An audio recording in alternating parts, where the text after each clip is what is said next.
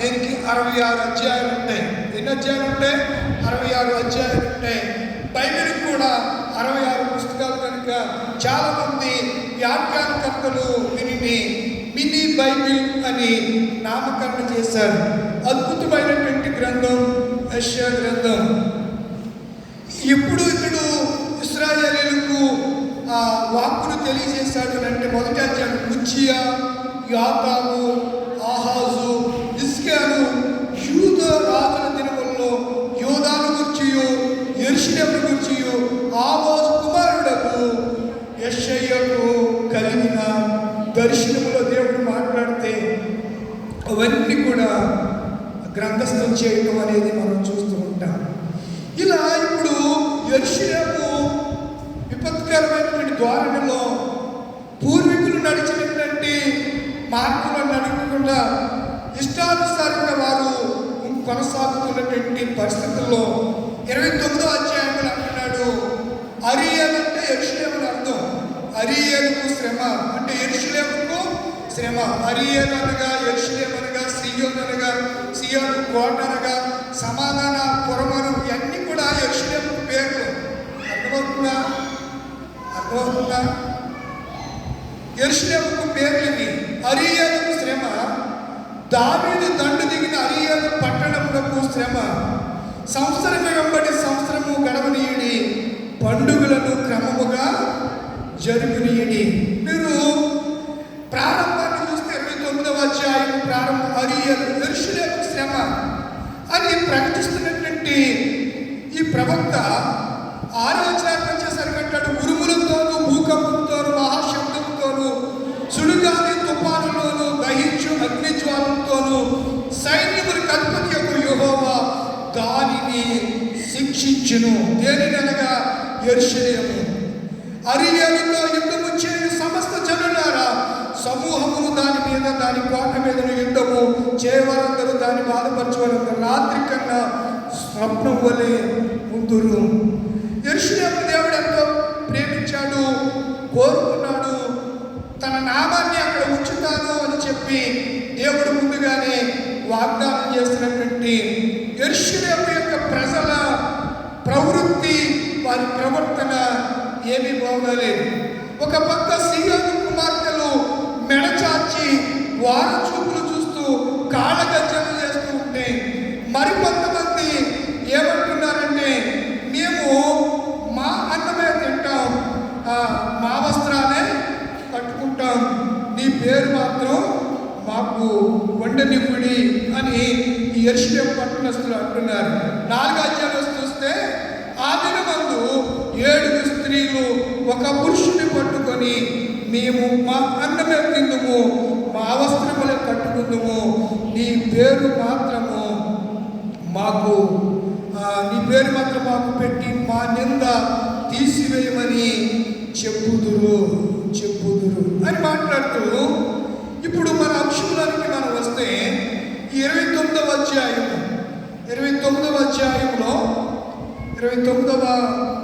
అధ్యాయంలో చూడండి ప్రియులారా, 29వ అధ్యాయం 18వ వచనం. ఆ దినమందు చెవిటివారు గ్రంథవాక్యములు విందురు. ఏ దినము చెప్పి ఏంటి? యెరూషలేము ముట్టడి వేయబడినప్పుడు యెరూషలేము మీదకి శత్రువులైన వారు దాడి యుద్ధము చేయ ప్రయత్నిస్తున్న సమయంలో దానిలో ఉన్నటువంటి దీనత్వం కలిగినటువంటి వారు లేకపోతే చెవిటి వారు, అప్పటి వరకు చెవుడు కలిగినటువంటి వారు ఆ దినాన్ని ఏమింటారంట? గ్రంథవాక్యముల విందురు. చీకటి అంధకారం కలిగినను గాఢాంధకారం కలిగినను గురుడు వారు కన్నులారా చూస్తారు. ఇంకా అంటున్నాడు, నెంబర్ 1 చెవిటి వారు గ్రంథవాక్యాలు వింటారు. నెంబర్ 2 గురుడు వారు కన్నులారా చూస్తారు. నోట్ చేసుకోండి. నెంబర్ 3 యెహోవా యందు దీనులకు సంతోషము అధికమగును. నెంబర్ 4 మనుషులలో బీదలు ఇశ్రాయేలు యొక్క పరిశుద్ధ దేవుని యందు 4 మాటలు కనబడుతున్నాయి. ఒకటి, చెవిటి వారు ఏమంటారు?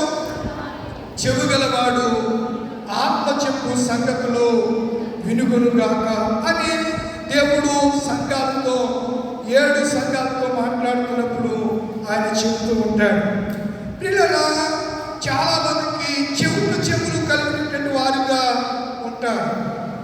కొంతమందికి ఇయర్ ప్రాబ్లం ఉంటుంది. ఇయర్లో ఈ మధ్యలో యూత్ అంతా చేసే పని ఏంటంటే, కొన్ని మధ్యలో సేపురోలు అనే గ్రామంలో పట్టణంలో రైల్వే ట్రాక్ ఉంటుంది. ట్రాక్ దాటి అవతల వెళ్తే నారాయణపురం అలా నల్లచీరలు అలా వెళ్తూ ఉంటుంది. రూట్ ద్వారకా తిరుమల నుంచి అలా రూట్ లోపలికి వెళ్తుంది. వాళ్ళమ్మ బయట నుంచి వాడికి ఇయర్ ఫోన్స్ పంపిస్తే, ఇయర్ ఫోన్ పంపిస్తే అవి చెవులో పెట్టుకుని ట్రైన్ వస్తుందనే స్పృహ లేకుండా డ్రైవ్ చేసుకుంటూ పాటలు వింటూ వెళ్తుంటే అకస్మాత్తుగా ట్రైన్ వచ్చి ఏం చేసింది, ఉద్దేశం ముక్కలు అయిపోయాడు. కొంతమంది చాలామంది నేటి దినాల్లో వాక్యాన్ని కూడా అలాగే వినప్పుడు వినాలి అని ఆశపడినప్పుడు వినడానికి అవకాశము నువ్వు ఉండవప్పుడు, నువ్వు వినాలనుకున్నప్పుడు, దేవుడు వినిపిస్తున్నప్పుడు నువ్వు బేఖాతరు చేస్తే, వినాలనుకున్నప్పుడు నీ వినడానికి నీవు ఈ భూమి మీద ఉంటావో ఉండవో నీకు లేదు గ్యారంటీ, నాకు లేదు. అన్నిటికీ గ్యారంటీ ఉంది, కానీ మానవ జీవితానికి ఏం లేదు చెప్పండి, గ్యారంటీ లేదు. ఒక ఫోన్కి గ్యారంటీ ఉంది, ప్రతి దానికి గ్యారంటీ ఉంది, కానీ మానవ జీవితానికి మాత్రం గ్యారంటీ లేదు. అయితే ఆ దినమందు దేవుడు చెవిటి వారి చెవులను ఆయన తెరుగు చేస్తాడు. వారు దేవుడి యొక్క వాక్యము వింటారు. చీకటిలో కూడా గుడ్డివారు చూస్తారు. ఎందుకు అనగా వినిపించే దేవుడు వెలుగై ఉన్నాడు. వినిపించే దేవుడు ఏమై ఉన్నాడు? వెలుగై ఉన్నాడు. వాక్యము వెల్లడగుతోడనే ఏం కలుగుతా చెప్పండి? వెలుగు కలుగుతుందమ్మా. వాక్యము వెల్లడైతే నీ వాక్యము ఏసరిగా నీ వాక్యమే నా పరవశము వెళ్ళిపోయాడు. నీ వాక్యమే నా పాదములకు దీపము,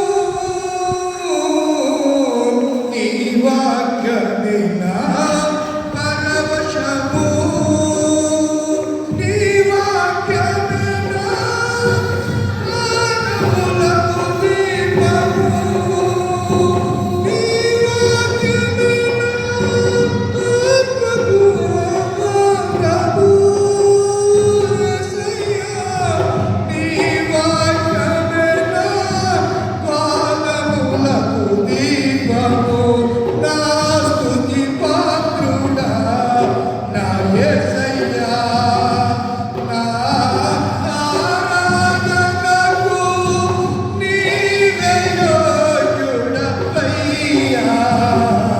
నా స్తుతి పాత్రుడా నా యేసయ్యా.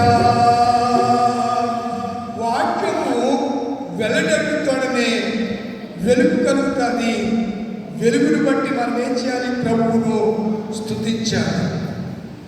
తరువాత ఈ స్తుతించాలి వినాలి అంటే మనకి ఏం కలగాలి? దీనత్వం కలగాలి.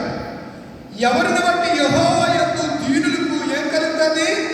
సంతోషం కలుగుతుంది. సంతోషము అధికమవుతుందట.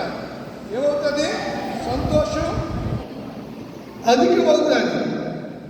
అలాగనే 4వ మాట కూడా మీకు జ్ఞాపకం, మనుషులలో బీదలు ఇశ్రాయేలు యొక్క పరిశుద్ధ దేవుని యందు ఆనందించెదరు.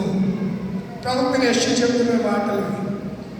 ఇప్పుడు మనము స్తుతించాలంటే మనకి ఏం అవసరం చెప్పండి? ఏం అవసరం? 4 అవసరం. ఏం అవసరం?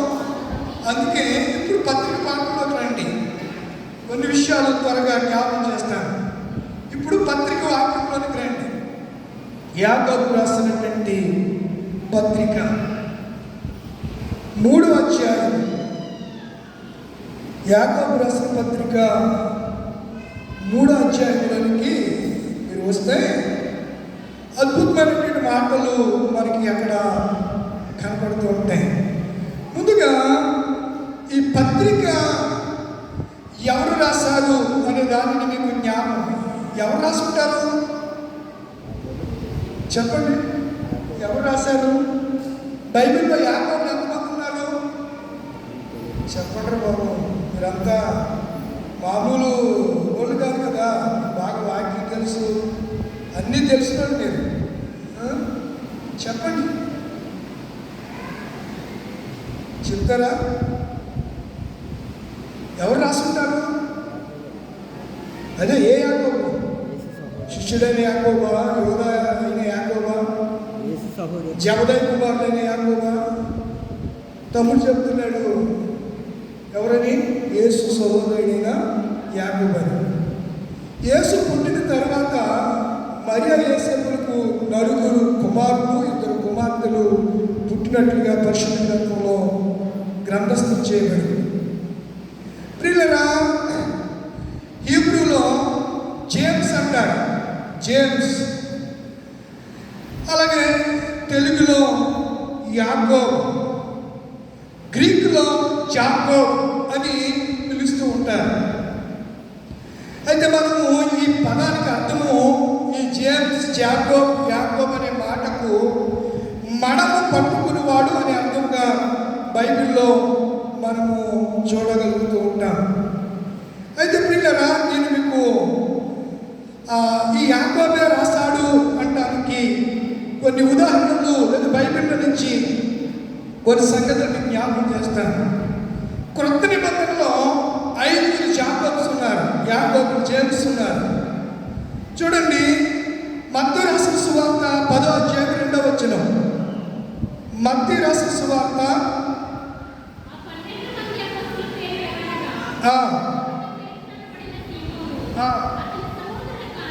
ఆంద్రేయ ఎవరు కుమారుడు?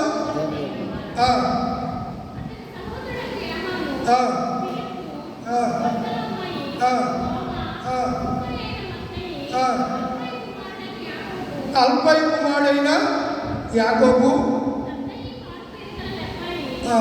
అక్కడికి ఎంతమంది 2 యాకోబులు కనబడ్డారు? ఒకరెవరు చెప్పండి? జబదయ్య. ఈయన క్రీస్తు శకం 40లోనే ఇతడు చర్చాలను చేపట్టాడు. ఎవరు? జబదయి కుమారుడైనటువంటి యాకోబు, అంటే యోహాను గారి సోదరుడు. ప్రకటన గ్రంథము, 3 పత్రికలు, అలాగే యోహాను సువార్త రాశాడే ఆయన సహోదరుడైనటువంటి యాకోబు క్రీస్తు శకం 40లోనే, అంటే 33లో యేసు ప్రభు వారు సిలువేయబడ్డారు. 10 సంవత్సరాలకే ఆయన ఒక 7-8 సంవత్సరాల లోపే యాకోబు చర్చాలను చేయబడ్డాడు. ఆయన రాయలేదు ఈ పత్రిక. ఈ పత్రిక ఎప్పుడు రాశారు? క్రీస్తు శకం 45లో రాయబడింది. ఇందులో 5 అధ్యాయాలు 108 వచనాలు కలిగినటువంటి పత్రిక. చాలా బ్యూటిఫుల్ బుక్ అని చెప్పాలి. అద్భుతమైనటువంటి పత్రిక.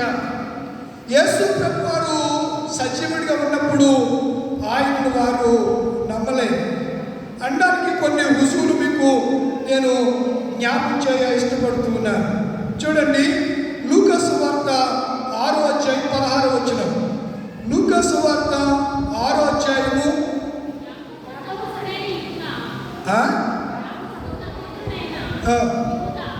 యాకోబు సహోదరుడైన యూదా. ఈయన మరొక యూదా, మరొక యాకోబు. యోహాను సహోదరుడైన యాకోబు కాకుండా యూదాకు సహోదరుడైనటువంటి యాకోబు. తర్వాత మత్తయి సువార్త 13వ అధ్యాయము 55వ వచనం. మత్తయి సువార్త 13:55వ వచనం. ఇతడు వడ్లవాని కుమారుడు కాడా? ఇతని తల్లి పేరు మరియ కాదా? యాకోబు. చూడండి, నోట్ చేసుకోండి. యాకోబు, యేసేపు, సీమోను, యూదా అనువారు ఈయన సహోదరులు. ఎంతమంది సహోదరులు యేసయ్యకు? చెప్పండి బాబు, 4 సహోదరులు.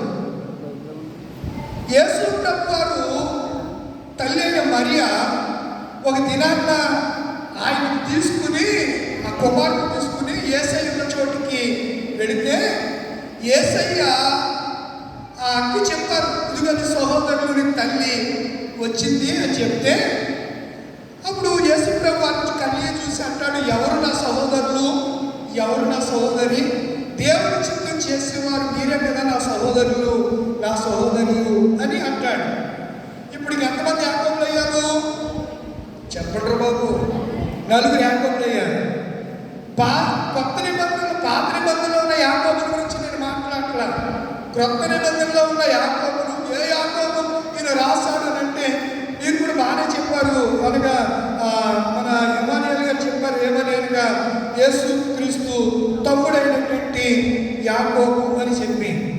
మీరు చూస్తే మార్కు సువార్త 3వ అధ్యాయము, మార్కు సువార్త 3వ అధ్యాయం 31 నుంచి 35 వచనాల్లో కూడా ఆ వివరాలు మనకు గ్రంథస్థం చేయబడ్డ చాలా తేటగా అక్కడ రాయడం అనేది మనం చూస్తూ ఉంటాం.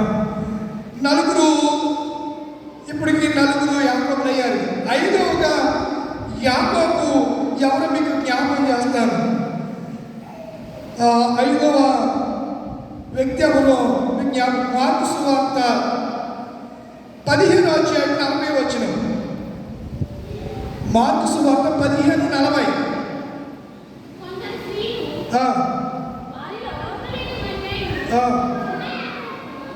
చిన్న యాకోబు. మన ఊళ్ళో కూడా ఉంటాయి, ఒక ఇంట్లో 2 పేర్లలో 2 పేర్లు ఉంటే చిన్న సామేలు, పెద్ద సామేలు. పెద్ద యాకోబు, చిన్న యాకోబు. ఆడవాళ్ళు కూడా అలా పెడతారు, పెద్ద రూతమ్మ, చిన్న రూతమ్మ అని. ఇలా పేర్లను మనం చూస్తూ ఉంటాం. చిన్న యాకోబు, చిన్న యాకోబు, ఈయన మరొక ఆయన. ఇలా 5గురిలో ఒక వ్యక్తి వ్రాసిన పత్రికే యాకోబు రాసిన పత్రిక అని నేను మీకు జ్ఞాపకం చేస్తున్నాను. అయితే పత్రికలో ఈ 3వ అధ్యాయం ప్రారంభం అంటాడు, నా సహోదరులారా, బోధకులమైన మనము మరీ కఠినమైన తీర్పు పొందుదని తెలుసుకుని మీలో అనేకులు ఏం కాకూడదు, బోధకులు కాకుండా. ఈరోజు చెప్తా శ్రద్ధగా వినండి. మరి అంశంలో నేను చెప్పాలనుకుంటున్నవి ప్రభు నన్ను ప్రేరేపించినటువంటి సంగతులు మీకు జ్ఞాపకం చేస్తాను. 4 గురించి మాట్లాడాడు. 4ను మొదటిగా గుర్రము యొక్క కళ్యాణికి పోల్చాడు. ఎక్కడ పోల్చాడు? 3వ అధ్యాయము 3వ వచనం. గుర్రము మనకు లోబట్టుకు నోటుకు కళ్ళును పెట్టి వాటి శరీరమంతయు తిప్పుతాం. గుర్రాన్ని లోబర్చుకోవాలంటే గుర్రానికి ఏముంటుంది? కళ్ళు ఉంటుంది, కళ్ళకు గంటలు ఉంటాయి. కళ్ళు ఎవరి చేతిలో ఉంటుంది? గుర్రపు బండి తోలేవాడి జట్కా బండి అంటారు, దాన్ని తోలేవాడి చేతిలో ఉంటారు. కాబట్టి ఈ గుర్రాన్ని ఎటు కావాలి అటు మలచాలంటే కళ్ళు ఎవరి చేతిలో ఉండాలి?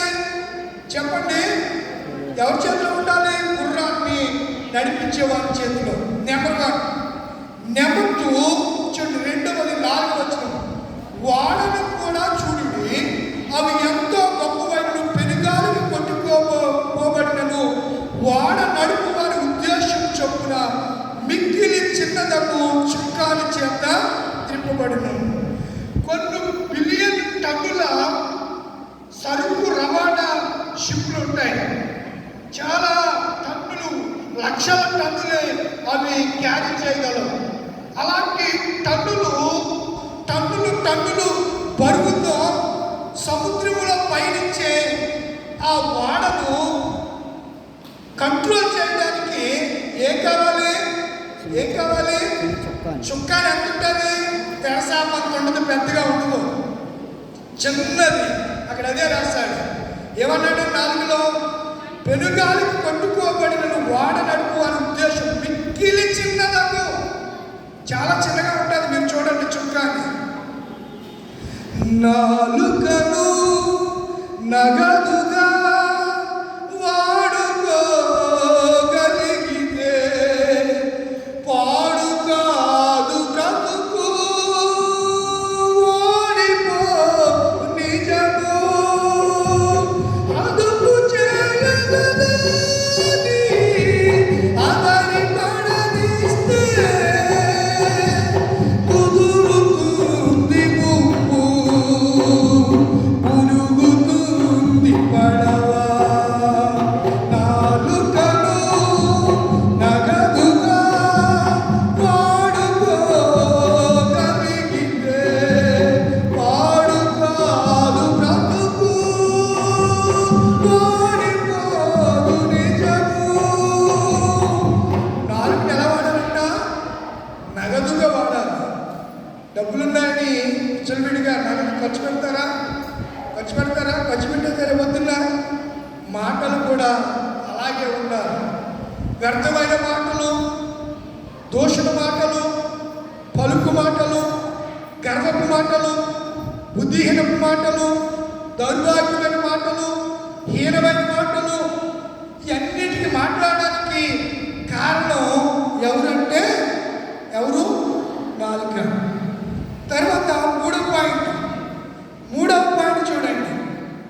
మూడవ పాయింట్ అందులో ఎన్నో వచనం? 5లో 3వ లైన్. ఎంత కొంచెము నిప్పు ఎంత విస్తారమైన అడవిని తగులుపెట్టును. 6వ వచనం.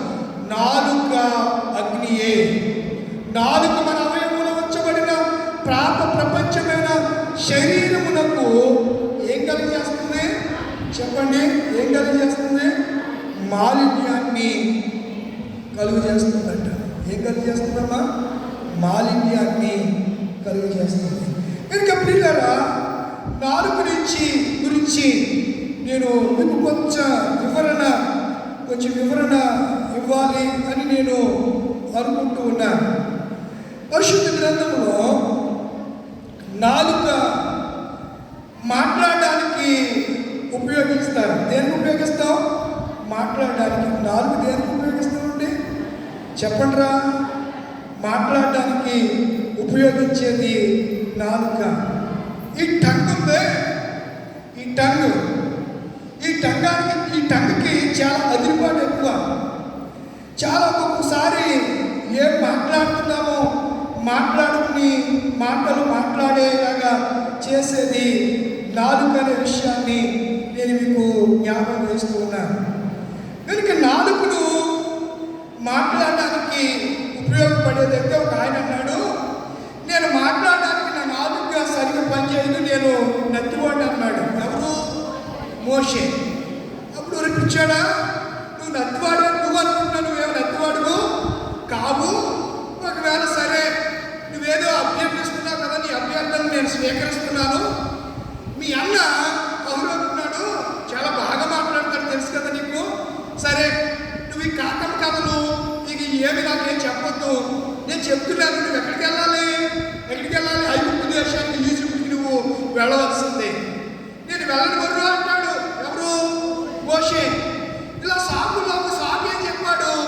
నేను నత్తివాడిని. నేనేమిటి? నత్తివాడిని అన్నాడు. దేవుడు ఏమన్నాడు? నత్తివాని పెదవులు ఏం మాట్లాడతాయి? ఉచ్చరింప సఖ్యము కానీ మూలుగులతో దేవునికి ప్రార్థన చేస్తాయి. నాలుక అనేది మన శరీరంలో చిన్న అవయవం. శరీరంలో భాగం. న్యాయాధిపతులు 7:5 చూస్తే గిద్యోను కొంతమందిని తీసుకుని 30,000 మందిని తీసుకుని యుద్ధానికి వెళ్తాడు. ఆ సందర్భంలో దేవుడు అంటాడు, ఎందుకురా ఈ అందరినీ అక్కడికి వెళ్ళా సైన్యాన్ని చూసి వెనక్కి తిరిగి వచ్చేస్తారు, ఇంతమంది నీకు అవసరమా అని చెప్పి ఎవరితో అన్నాడు? దేవుడు గిద్యోనుతో అన్నాడు. సరే వీళ్ళకి పరీక్ష పెట్టు, వీళ్ళందరినీ కూడా నీటి ఓట దగ్గరికి నడిపించు. కుక్క వలె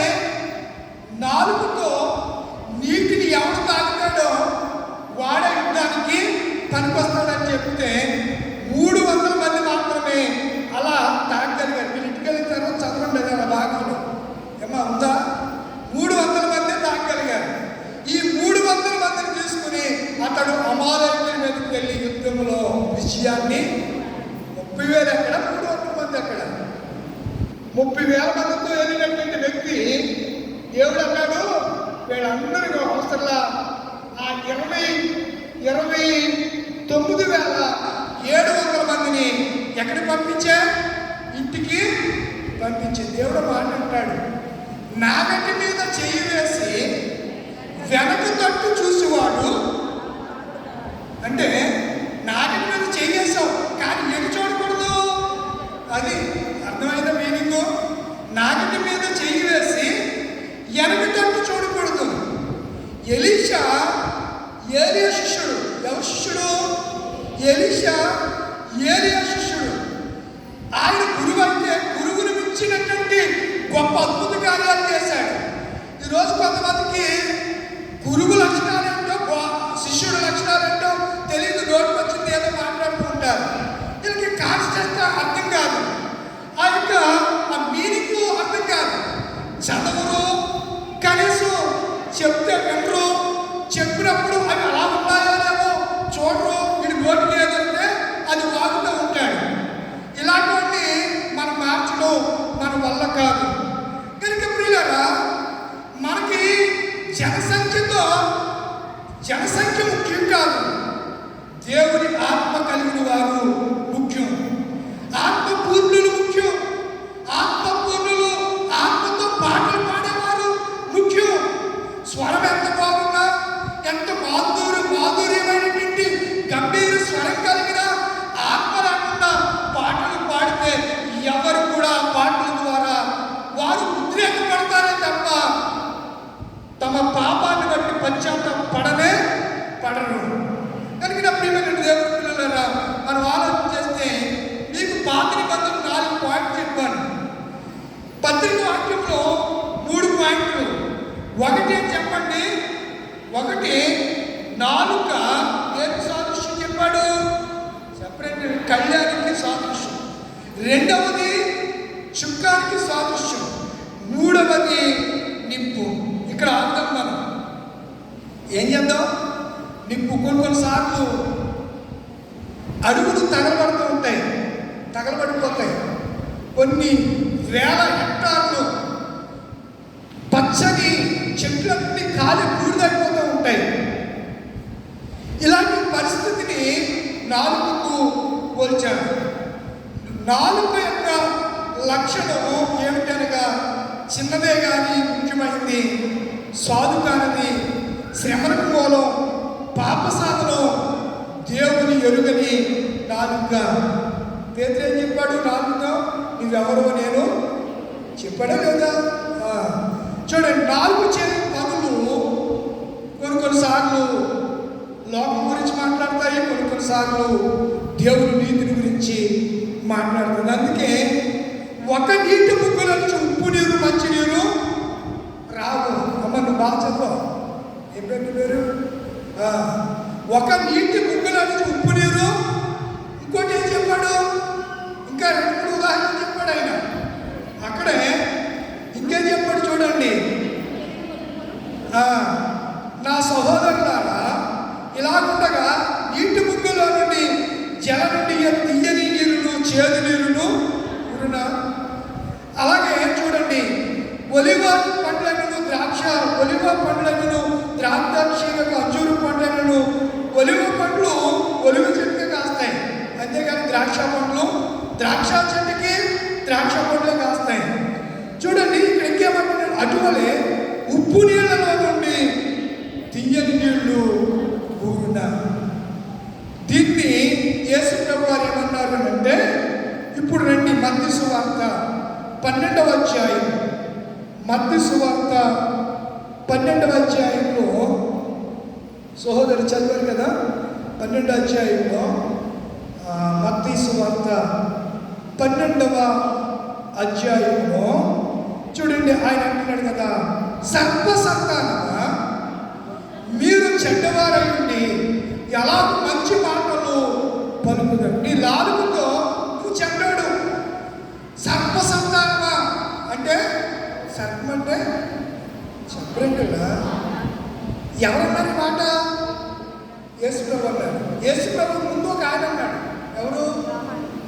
ఏ అవును అది చెప్పాలి. నేర్చుకోండి బైబిల్. ఏదో వచ్చి హల్లెలూయ ఆయనకి ఈ మధ్యన బోధకులు అందరూ స్టేజ్ ఎక్కిన వెంటనే హల్లెలూయ స్టేజ్ దిగిపోతున్నప్పుడు ఇవే వచ్చి మరి ఏం చేద్దాం? హల్లెలూయ చెప్పకూడదు అనేది ఉద్దేశం కాదండి. చెప్పచ్చు. వాక్యము యేసు ప్రభు వారు వాక్యాన్ని బోధించారు. ఆయన 3.5 సంవత్సరాలు కూడా వాక్యము ప్రార్థన, వాక్యము ప్రార్థన. ఇదే ఆ జీవితం, ఇదే ఆ జీవితం ప్రియులారా. మనం ఇక్కడ ఆలోచన చేస్తే సర్వ సంతానమ అంటే ఎవరు పుట్టారు? మనం ఎవరు సంతానం? ఎలా చెప్తున్నారు చెప్పండి. కొంతమంది అంటారు, రే నువ్వు మనిషి కదా, మనిషి పుట్టావని అంటారు కొంతమంది. నువ్వు మనిషి కదా, మరి ఎందుకు అంటున్నారు ఈ మాట? రే నువ్వు మనిషివా? చెప్పరేంటిలా? మనిషివా పశువా? గాడిద అంటారు కొంతమంది, అడ్డగాడిద. ఇది ఇంకా కొంచెం ఎక్కువ కదా. మనం ఆలోచన చేస్తే యేసు ప్రభు అంటాడు, సర్వ సంతానమ మీరెవరు? చెడ్డవారైంది. ఎలా మంచి మాటలు అంటే పలకడానికి ఉపయోగించేదండి నాలుక. దీనుడు దీనత్వం కలిగి మాట్లాడతాడు, గర్విష్ఠుడు గర్వపు మాటలు, పొగరబట్టిన మాటలు మాట్లాడతాడు. అందుకే దీనుడికి ఏం కలుగుతుంది? సంతోషం కలుగుతుంది. గర్విష్ఠుడికి సంతోషం ఉండదు, అది కొంతకాలమే. భక్తిహీనతను బట్టి వాడు అసలు వాడి సంతానమే ఉండదన్నాడు. ఎవరన్నారు తెలీదా? కీర్తనకారుడు దావీదు గారు ఆ మాట అంటాడు. కీర్తన గ్రంథంలో దావీదు అంటూ ఉంటాడు. చూడండి, కీర్తన గ్రంథంలో ఆ మాట మనకి కనబడుతుంది. 70లోనో ఎక్కడో భక్తిహీన గురించి ఆ విషయాలు మాట్లాడుతూ ఉంటాడు. 70వ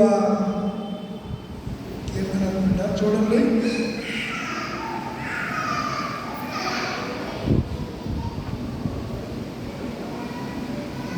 కీర్తనలోనూ ఎక్కడో నేను ఆ త్రావును వెళితే భక్తిహీనుడు నాకు అక్కడ కనిపించలేదు అనే మాటలు మనకి అక్కడ మనం చూడగలుగుతాం.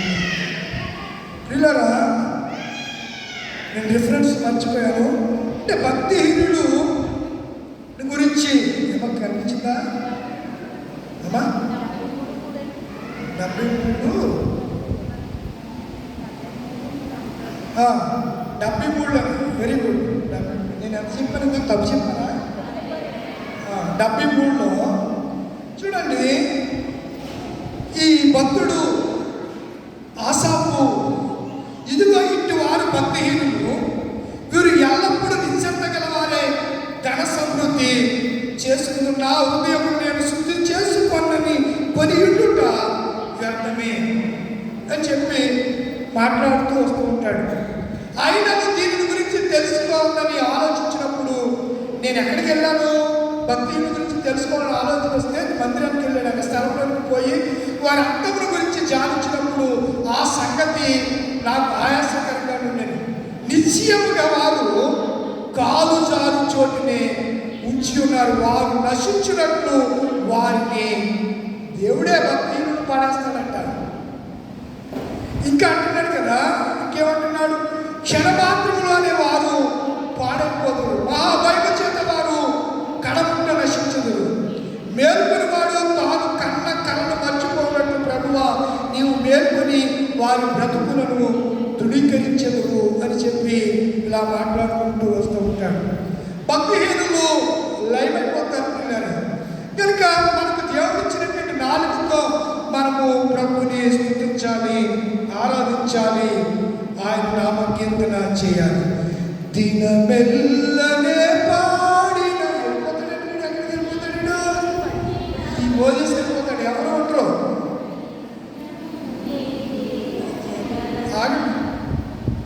మీరు మారతారా? మారండి. దేవుడి సన్నిధికి వచ్చిన గంట టైం నేను ప్రారంభం 10:15కి ప్రారంభించాను. 10:44 అయింది. అంటే అరగంట అయింది. పట్టుమని అరగంటకు కూడా దేవుని సన్నిధిలో కుదురుగా, క్రమంగా, మర్యాదగా, శ్రద్ధాశక్తులు కలిగి, వినయ భయభక్తులు కలిగి, దీవులుగా దేవుని సన్నిధిలో కూర్చోకపోతే మిమ్మల్ని ఎవరు సంతానమే? వాడికి కుదురుండదు అని ఎలా చెప్తున్నారంటే రెఫరెన్స్ ఉంది. వాడు అటు ఇటు తిరుగుతూ ఎక్కడికి వెళ్ళాడు? సభాపర్వతం మీద మీటింగ్ జరిగితే మీటింగ్లో వెళ్ళిపోయాడు. ఎవరు? అపవాది. అపవాది సంబంధంలో అందరూ ఎవరు సంతానం? అదే చెప్పాడు అక్కడ. సర్ప సంతానమా, మీరు చెడ్డవారై ఉండి మంచి మాటలు హృదయం నిండిన దానిని బట్టి ఎవరు మాట్లాడతారంటే కొన్నిసార్లు ఆయన మాట్లాడితేనే తెలుస్తుంది ఆడిలో ఎంత ఎట్టుకున్నాడు అనేది. ఆయన మాట్లాడితే ఆ మాట్లాడితేనే తెలుస్తుంది ఆళ్ళు ఎంత ఉందో, ఎక్కడ దాకా ఉందో తెలియాలంటే రెచ్చగొట్టి మాట్లాడించాలి ఒక్కొక్కసారి. అందులో నేను బాగా ఎక్స్పర్ట్ తెలుసా. నా సేవా అనుభవంలో ఇప్పటికి 34 సంవత్సరాల చిన్న వయసులో, అతి చిన్న వయసులో 15 సంవత్సరాల వయసులోనే ప్రభు సేవలోకి వచ్చాను. నాకు ఇప్పటికీ కూడా పబ్లిక్గా చెప్తున్నాను, నాకు నూతన పాత్రలు అంటే నాకు ఇష్టపడదు. కారణం ఏంటంటే వాళ్ళు చెప్పేది ఒకటి, చేసేది ఒకటి చేస్తారు. సంఘం అంటే అమితమైన ప్రేమ.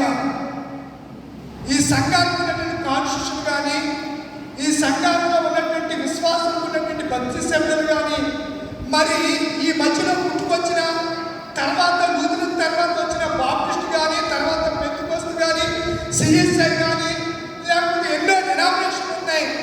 ఎక్కడ కూడా ఈ క్రమం ఉండదు. కానీ ఈ మధ్యన ఈ క్రమాన్ని కూడా ఈ బోధకులు పాడు చేశారు కనుకనే దేవుడు అంటున్నాడు యాకోబు ద్వారా, బోధకులైన మీకు మరి కఠినమైన తీర్పు అని అన్నాడు.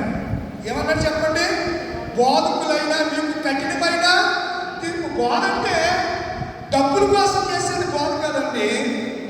నా సేవకులో ఈ పెదమేరాన్ని 12 సంవత్సరాల సుదీర్ఘ, మా ఊళ్ళో 10 సంవత్సరాలు ఎండగంటలో 2 years చేసినట్టున్నాను. నిన్న ఆ ఎండగంటలో వస్తే వాళ్ళు పలకరించారు. ఈ పెదమేర చేసినటువంటి సేవ అరుగు చాలా అమూలమైనది, గొప్పది. నాకు క్షణం తీరుకుండేది కాదు. పెద్దలు 5 నన్ను కనిపెట్టుకుంటూ ఉండేవారు. అయ్యా ఎక్కడున్నారు? డ్యూటీలో. ఇంకొక 10 నిమిషాల్లో మేము పాటలు ముగించేస్తాం, ప్రసంగానికి వచ్చేయండి. పాస్టర్ గారు ఉన్నారు కదా, పాస్టర్ గారే మీరే. కరెక్ట్గా నేను వాళ్ళు 10ంటికి ప్రారంభించి అరగంట పాటలు పాడి పాస్టర్ గారు అని పాడితే నేను 10:35-40కి ఖచ్చితంగా వెళ్ళాలనుకునేవాడిని. వెంటనే నాకు వాకింగ్ ఇచ్చేవాళ్ళని చెప్పేసి మరలా వెంటనే వచ్చేసేవాడు కాలేజీలోకి. అప్పుడు నా బిజీ షెడ్యూల్ ఎక్కడికి చేసే ఉద్యోగం అలాంటిది. ఇప్పుడంటే టీచింగ్కి వెళ్ళాను కాబట్టి కొంచెం వెసులుబాటు దొరికింది. అప్పుడు నాన్ టీచింగ్లో ఉంటూ సివిల్ వర్క్లు ఇంటూ చాలా బిజీ. జనరేటర్స్ పవర్ అవన్నీ చూడటం. అందుకని ఆ కార్డు చదువు ఇబ్బంది పడుతూ ఉండేవాడిని. ఆ 12 సంవత్సరాల్లో నా సేవకుల బోధకులు 6 సంవత్సరాలు 80 పాస్టర్ గారు వెళ్ళిపోయారు అక్కడి నుంచి. ఇది వాస్తవం. మీ చర్చి కట్టిన వాళ్ళు అడగండి, విషయాలు మీరు తెలుసుకోండి. మంచిది. మీకు సేవకుడు అంటే ఏంటో అర్థం అవ్వాలి మీకు. ఒక సేవకుడిని దేవుడు మీ మధ్యకు పంపించినప్పుడు ఆ సేవకుడు ఆత్మపూర్ణుడో కాడో చూడాలి తప్ప వేషధారణ చూడకూడదు. మీరు ఇలా చూసే వాళ్ళందరూ సంతానం.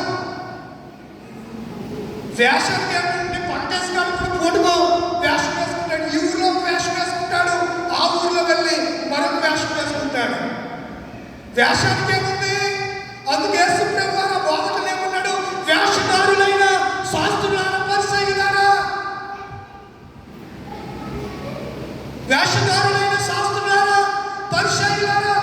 ఇక్కడ నేను నిలువుటంగా వేసుకోవడం కాదురా, చెవు పెద్దవి చేసుకోవడం కాదు. పొరపాటి సుస్మిత రిషిక ఏదో రెండు పేరు మర్చిపోయారు. రిషిక అండి. ఇద్దరు మాట్లాడుకుంటున్నారు. బాగుండాలి అమ్మాయి నువ్వు. ఇంకా పేరు కూడా చెప్పాలి మీకు. మీరు సరి అవ్వాలి. కంపల్సరిగా ఉన్న కాసేపు చాలా జాగ్రత్త. నా కాన్సన్ట్రేషన్ అంతా మీపై ఉంటుంది. దేవుడు ఇచ్చే మాటలు మేము ప్రకటిస్తూ ఉంటారు. రే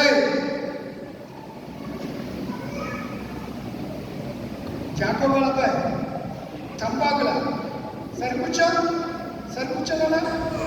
సరికూర్చో. Very good. అలా కొట్టుకోకూడదురా. ఈ సేవారంగంలో మనం చూస్తే వేషధారులైనటువంటి పరిస్థితితో చాలా ఇబ్బందిగానే ఉంటారు.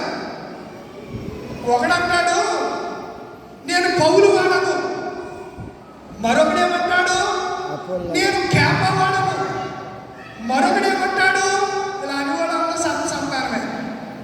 ఇలా అని వాళ్ళందరూ ఉన్నాయా మాటలు? ఏమంటే ఉన్నాయా చెప్పండి. ఉన్నాయా? ఎక్కడున్నాయి చెప్పండి. కొరింథీయులకు రాసిన పత్రికలో ఎక్కడో మనకు ఆ విషయాలు కనబడుతూ ఉంటాయి. కొరింథీయులకు రాసిన మొదటి పత్రిక, రెండో పత్రికలోనూ ఆ విషయాలు మనము చూడగలుగుతూ ఉంటాం. ఒకసారి జ్ఞాపకం చేసిన చదువుతారా? నేను పౌలు వాడను, నేను కేప వాడనే మాటలు మనకు పరిశుద్ధ గ్రంథంలో కనబడుతుంది. పౌలు ఎవరు, కేప ఎవరు? మేమందరం కూడా ఎవరి పరిచారకులు చెప్పరా? ఎవరి పరిచారకులు? మేము దేవుని పరిచారకులమే కదా అనే మాటలు అక్కడ మనం చూస్తూ ఉంటాం. ప్రియమైన దేవుని పిల్లలారా, దేవుని ప్రియ జనాంగమా, పౌలు భక్తుడు చాలా అద్భుతమైనటువంటి సంగతులు కొన్ని సందర్భాల్లో సంఘానికి ఆయన జ్ఞాపకం చేసినటువంటి ఉదాహరణలు బైబిల్లో కోకొల్లలుగా ఉంటాయి. ఆ రిఫరెన్స్ నేను మర్చిపోయాను. ఇంటికి వెళ్ళిన తర్వాత మీరు చూడండి. ఏముంటుంది అంటే పౌలెవడు, కేప ఎవడు? మేమందరం కూడా దేవుని పరిచారమే. మేము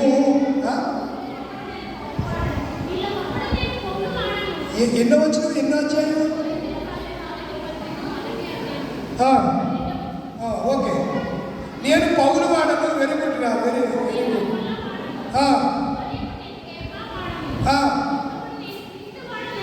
నేను ఒకడు ఏమంటున్నాను, నేను క్రీస్తు వాడనని. నా తాత్పర్యము క్రీస్తు ఎవరిని విభజించబడ్డా? ఆడు గొప్పవాడంటే నేను మాట్లాడడానికి క్రీస్తు ఎవరిని విభజించబడ్డా? ఈ శరీరం ఉంది. ఈ శరీరంలో ఈ చేయి లేకపోతే నేనేమంటారు చెప్పండి బాబు. అమ్మలు, సిస్టర్స్, ఏమన్నా ఏదంటే దేవుడు, ఏ అంటే దేవుడు అని మాట. చేయలేకపోతే నేనేమంటారు? నువ్వు నాకు చేయలేదనుకోండి, షర్ట్ ఎక్కడ దాకా ఉంటుంది? ఎక్కడ దాకా ఉంటుంది? చేయలేదు. కాళ్ళు లేకపోతే ఇది శరీరం. ఇందులో ఏ భాగాన్ని కోల్పోయినా ఏమంటారా అండి? వికలాంగుడు అంటారు.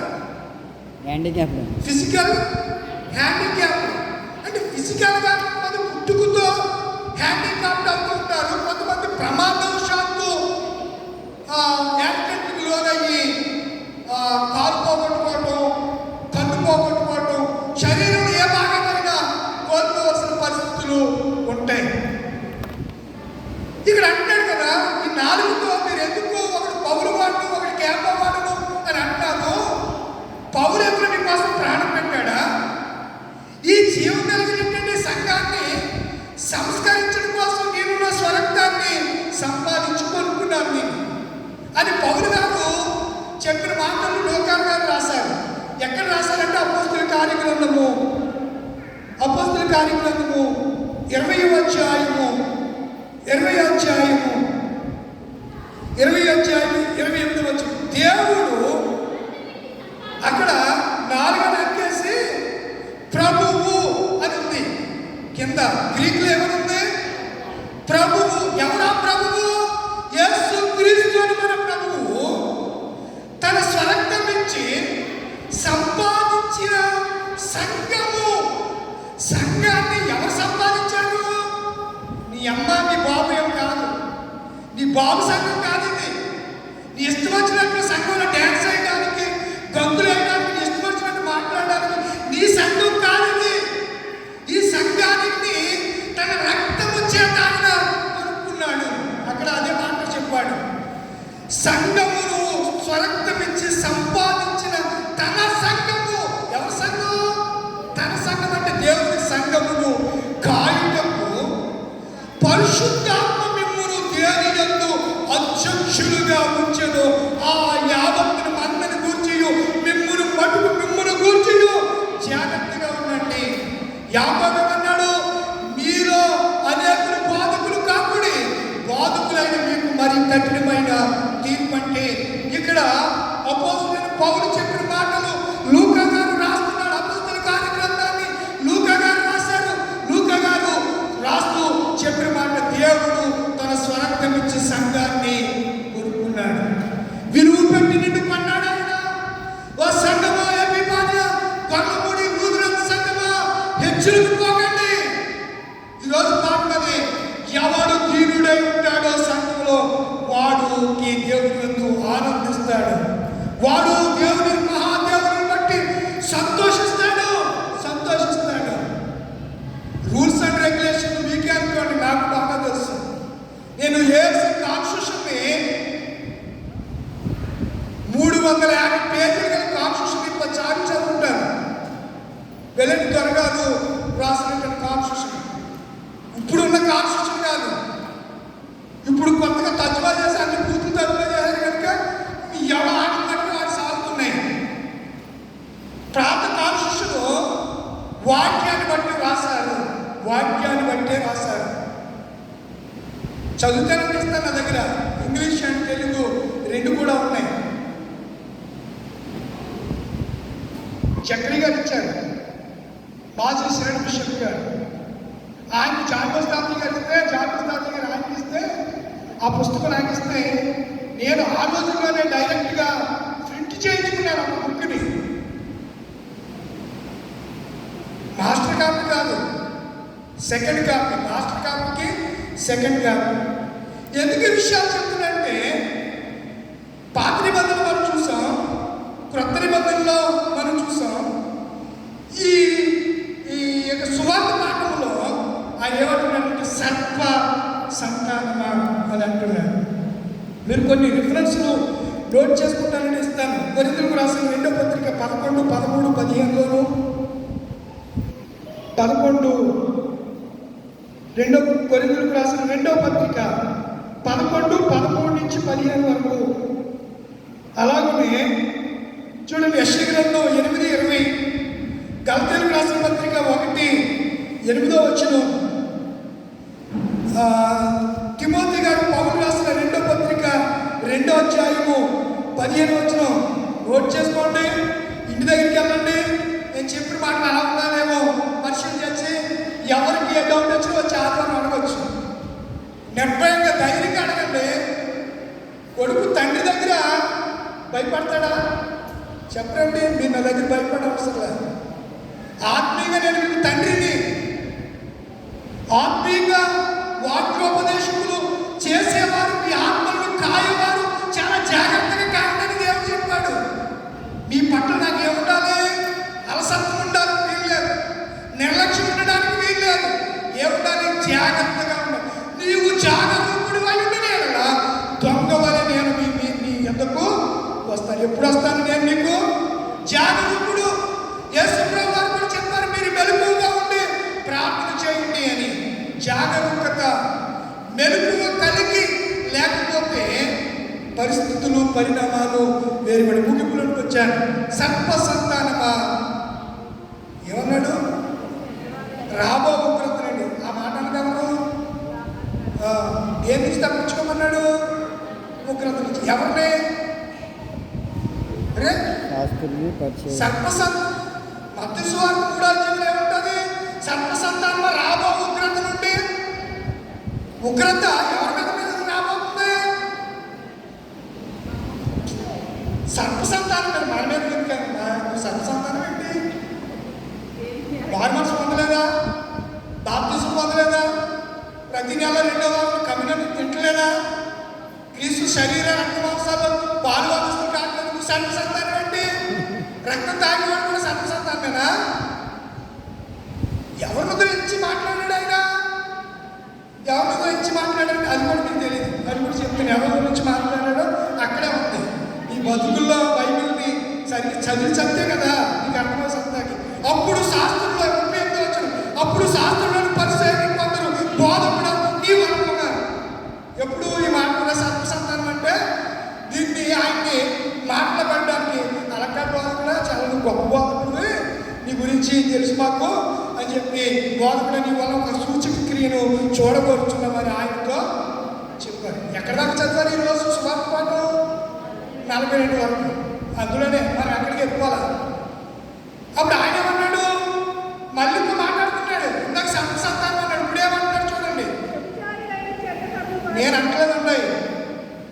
వ్యభిచారులైన చెడ్డ తెలుగు వారు ఎవరు అడుగుతున్నారంటే అడిగేవాళ్ళు ఎవరంట? హృదయాన్ని బట్టి ఎవరు మాట్లాడాడు? ఏ సంతానం? సర్పసంతానం. ఏడు సూచక్రియలు కావాలనే వాళ్ళు ఎవరు? వ్యభిచారులైనా మిమ్మల్ని అనలేదైనా ఎవరిని అన్నాడు? ఆ కోపం చెందిన వాళ్ళు ఇప్పుడు కూడా అలాంటి వాళ్ళు ఉన్నారు. వాళ్ళు మిమ్మల్ని కాదు. మీరు అప్లై చేసుకోకండి, మీరు అనుభవించుకోకండి ఆ వాక్యాన్ని. అప్పుడు శాస్త్రుల్లోనూ పరిసయ్యుల్లోనూ కొందరు బోధకుడా అంటే ఆయన వ్యభిచారులైన చెడ్డతనం వారు సూచక్రియను అడుగుతున్నారు.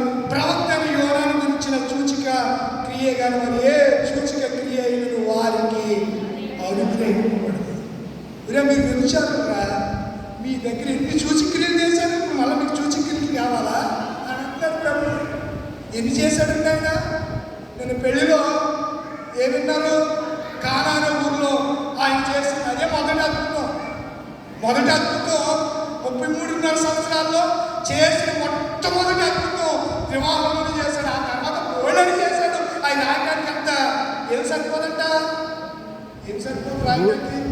భూలోకం కూడా సరిపోదు. ఆయన చేసిన అద్భుతాన్ని గురించి రాయడానికి భూలోకమైన చాలాదని నాకు తోచుచున్నది అని ఎవరన్నారు? యోహాను గారు అన్నారు.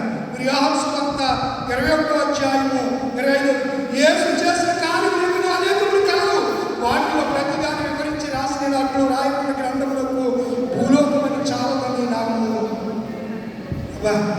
ఏమి అద్భుతమైన స్టేట్మెంట్ అండి. దేవుడి మాటలు రాయడానికి భూలోకం సాధంట. ఈ ప్రపంచమే పేపర్ మీద ఆ పేపర్ మీద ఎన్ని అక్షరాలు రాసినా తెలుగులో అక్షరాలండి తెలుగు అక్షరాలండి 26. తెలుగులో 56 ఇంగ్లీష్లో చెప్తున్నారు 26. ఈ చదువు సంతకి వెళ్ళా ఇల్లు పోతుంది మరి సాగుతాం. ఈ తెలీదా మీకు? 52 అక్షరాలు ఉన్నాయి తెలుగులో. ఎన్ని అక్షరాలు? ఇలా లెక్క పెట్టుకుంటా సార్ అంటే డౌట్ అయితే ఎన్ని అక్షరాలు కూడా తెలియదు మనకి. చదివేస్తానంటే డిగ్రీలు నువ్వు చెప్పింది ఇంగ్లీష్ అక్షరాలు ABCD 26 చెడ్డ వరకు రోజే సత్యనా అంతే సార్. మనం ఆలోచన చేస్తే భూలోకం ఇలా రాష్ట్ర భూలోకం కూడా సరిపోదంట. ఇప్పుడు అడిగింది ఎవరు? చెడ్డదారు. ఏ నాలుగు ఉండాలకి? ఏ నాలుగు ఉంది? అగ్ని వంటి తగలబెట్టేట్టుగా గొడవలెట్టేట్టుగా పని. ఈ సంతానం ఇదే పని. ఆ ఆలోచనలు అవి వేరే ఆలోచనలు ఏముంటాయి? కనుక పిల్లలు యేసు ప్రభు అన్నమాట, యోహాను అన్నమాట ఉగ్రత వస్తుంది సంతానమా ఏం చెప్పాడు? తప్పించుకోండి అన్నాడు. మరి యేసు ప్రభు కూడా ఏమనాలి? యోహాను చెప్పాడు కదా తప్పించుకోండి అని అనుకోకుండా ఏమంటున్నాడు? సంతానం మీరు చెడ్డవారైంది మంచి మాటలు, ఎలాగో మంచి మాటలు హృదయ హృదయం నిండిన దానిని బట్టి ఏం మాట్లాడుతుంది? నోరా తాగమంట అని అన్నాడు ఒక ఆయన. అది నోరేనంటే అంటారు కొంతమంది. లేకపోతే ఎన్ని కల్పించేది అంటున్నప్పుడు, అబద్ధాలు ఆడేస్తున్నప్పుడు ఏమంటారు?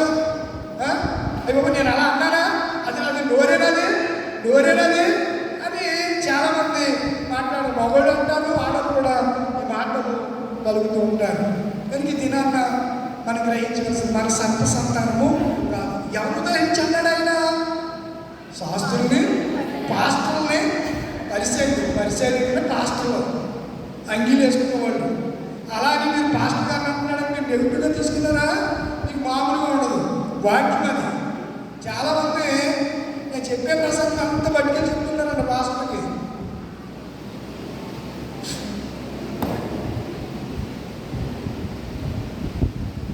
అర్థమైందా? ఇంకేం కావాలి? ఎవిడెన్స్ వాక్యం అండి. అంటే ఆయనే కాదు, బోధించి నన్ను నేను ఎన్నోసార్లు ప్రభు చేత హెచ్చరింపబడి తప్పు చెప్తే మళ్ళా ఇంటికి వెళ్ళి సరి చేసుకునేది అలా ఉందో లేదో మీకంటే మళ్ళీ చెప్పేస్తున్నాను. ఈ ప్రసంగానంతటిని మళ్ళీ జాగ్రత్తగా క్షుణ్ణంగా నేను పరిశీలన చేసుకుంటాను. కనుక ప్రియమైన దేవుడున్నారా, సంఘం ఆధ్యాత్మిక బాటలో పయనించాలంటే మీ నాలుగును నా నాలుగును మనం ఎలా ఉంచుకోవాలి? అదుపులో పెట్టుకోవాలి. అదుపాదులు లేకపోకుండా మన నాలుగు ఇచ్చినట్టుగా నాలుగు ఉంది కదా అని, రోడ్లో ఉంది కదా అని అది ఎప్పుడూ లాలాజలంతో మోడుతూనే ఉంటారు. మనకు సప్లై ఎక్కడి నుంచి వస్తుందో తగలబెట్టేస్తుంది. కరెంటు సప్లై నీటిలో ఉంటుంది, కరెంట్ మీద నీళ్ళేం చూడండి. కరెంట్ మీద నీళ్ళేది ఏముంటుంది? విద్యుత్తు దేని దొరుకుతారు? ఒకటి థర్మల్ నుంచి వస్తుంది. థర్మల్ వచ్చిందంటే బొగ్గు నుంచి వచ్చేది. రెండవది జల విద్యుత్. జల విద్యుత్ అంటే ఇప్పుడు అణు విద్యుత్ కూడా వచ్చింది. అణు రియాక్టర్లు యురేనియం శుద్ధి చేసి దానిని స్టోర్ చేసి దాని ద్వారా కూడా ఏం చేస్తారు? విద్యుత్తులు తయారు చేస్తారు. ఈ అణు బాంబు కూడా ఉంది. అణు బాంబు 4 కంటే ప్రమాదమైందేం కాదు. అణు బాంబు ఎందుకు వేస్తున్నాడు? ఎందుకు వేశాడు? హిరోషిమా నాగసాకి మీద అమెరికా అప్పుడు ఎందుకు వేసింది చెప్పనంటే? ఎందుకు వేసింది? నోటి మాటలతో దురుసుగా మాట్లాడి జపాన్ నిన్ను ఆటండి ఎక్కండి నేను ఏం చేద్దాం అది అంటే కోపం వచ్చేసింది. ఎవరికే? అమెరికాకి. పట్టుకెళ్ళి హిరోషిమా నాగసాకి మీద బాంబు వేస్తే ఇప్పుడు కూడా అక్కడ గుడ్డేవాళ్ళు ఎలా పుడతారు? గుడ్డోళ్ళలాగా గుడ్డోళ్ళలాగా పుడుతూ ఉంటారు. మాటలు కనుక జాగ్రత్తగా ఉండాలి. మన మాటలు జాగ్రత్త తెలుసుకుని మాట్లాడాలి. తెలియకపోతే దాన్ని విడిచిపెట్టండి. ఇబ్బంది ఏముంది? మన సంతానం కాదు కదా, వ్యభిచారులైన చెడ్డతరం కాదు కదా. మన దేవుడు తన స్వార్థం ఇచ్చి సంపాదించిన జనాంగం కదా. మన ఇష్టానుసారంగా ఉండటం కాదు కదమ్మా. సంఘాల్లో, సమాజంలో, కుటుంబాల్లో కుటుంబ పెద్ద ఎలా ఉండాలి? జాగ్రత్తగా ఉండాలి. లేకపోతే కుటుంబం అంతా ఏమైపోతుంది? పతనావస్థలోనికి పెడతారు. రైలు ఇంజన్ పట్టాల మీద ఉంటేనే ఆ బోగిలన్నీ కరెక్ట్గా వస్తాయి. పాసింజర్స్ అంతా స్టేషన్కి సురక్షితంగా చేరుకోగలరు. ఇంజన్ పట్టాలు తప్పితే బోగిలు కూడా ఏమవుతాయి? చెప్పండిలా తెలియదా? మీకు తెలియలే. అది సంగతి, మ్యాటర్ అది. కనుక మనకు ఈ దినాలు నేర్చుకునే పాఠం ఏంటనగా, పాత్ర ముగిస్తున్న పాత్ర నిబంధన ప్రకారం సంతోషించాలంటే ఏం కలిగి ఉండాలి? దీనత్వము కలిగి ఉండాలి. ప్రభువుని స్తుతించాలంటే నాలుకతో ప్రభువుని స్తుతించాలి. ఈ నోటితోనే ఆశీర్వచన శాపవచనము. అందుకే అన్నాడు, ఒకే బుగ్గలో నుంచి తీయని నీరును ఉప్పు నీరు ఓరవని సంగతులు చెప్పాడు. యేసు ప్రభువు ఏమన్నాడంటే, ఇది ఒక భార్య అయితే ఈ హృదయం నుండి దాన్ని బట్టి ఏం మాట్లాడతాడంట? నోరు మాట్లాడుతుంది. వాళ్ళు అయ్యే మాట్లాడారు కనుక వాళ్ళని ఆయన ఏమన్నాడు? వ్యభిచారులైన చెడ్డతనం అన్నాడు. ఇంకోటి ఏమన్నాడు? సర్ప సంతానం అన్నాడు. మనం ఎవరి సంతానం ఒకసారి జ్ఞాపకం చేసుకున్నాం. నేతృత్వంలో 12 నాన్న దేవుడు తన అమూల్యమైనటువంటి సంగతిని జ్ఞాపకం చేసి లేచి నిలబడతారా? సమస్త జ్ఞానం ఇచ్చిన దేవుని సమాధానం యేసుక్రీస్తు వల్ల దేవులకు